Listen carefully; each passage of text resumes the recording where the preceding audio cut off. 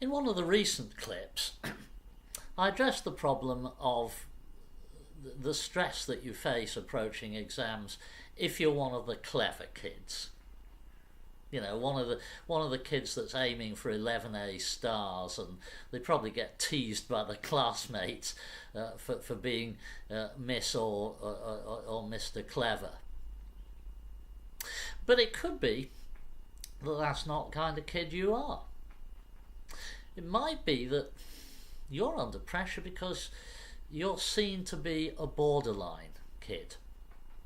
What do I mean by a borderline kid? I'm talking about somebody whose GCSE grades are predicted to be a C or a D. And that's not because you're not as bright as the clever kids.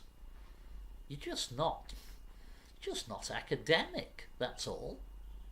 And that's okay. But of course, when you're at school, you will be placed under quite a lot of pressure to achieve grade C's as a minimum.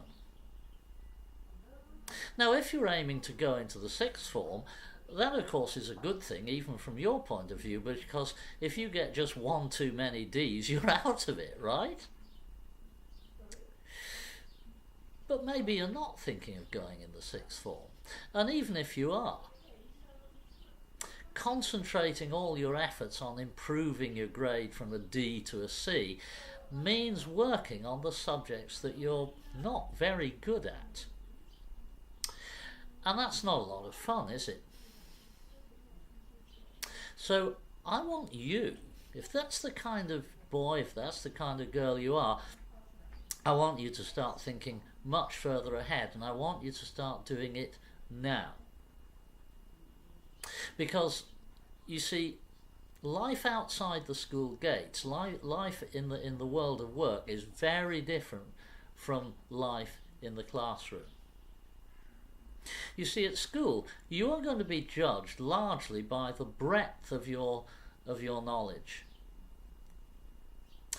In the world of work, you're not going to be judged like that at all. Let's suppose that your goal is to be, let's say you're a girl and you want to be a beautician.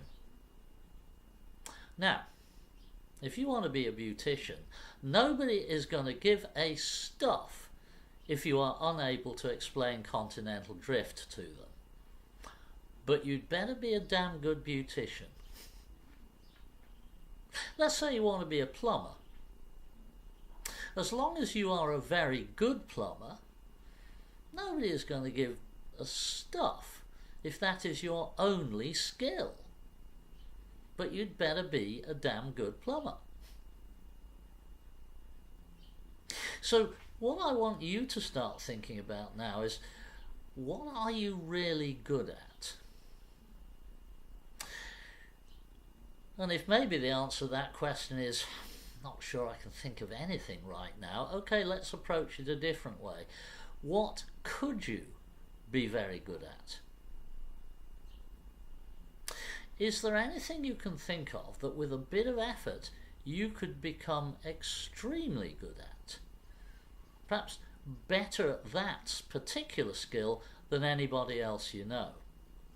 And this does not have to be an academic school subject, but if you can come up with something, it could be the key to a really successful career.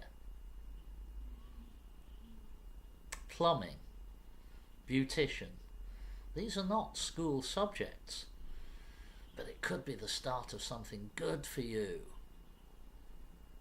And you know what's really good about this, of course, is that when you're concentrating your efforts on something you're really good at, you're almost certainly concentrating your efforts on something that you really enjoy as well. And that is fun. And life is meant to be fun.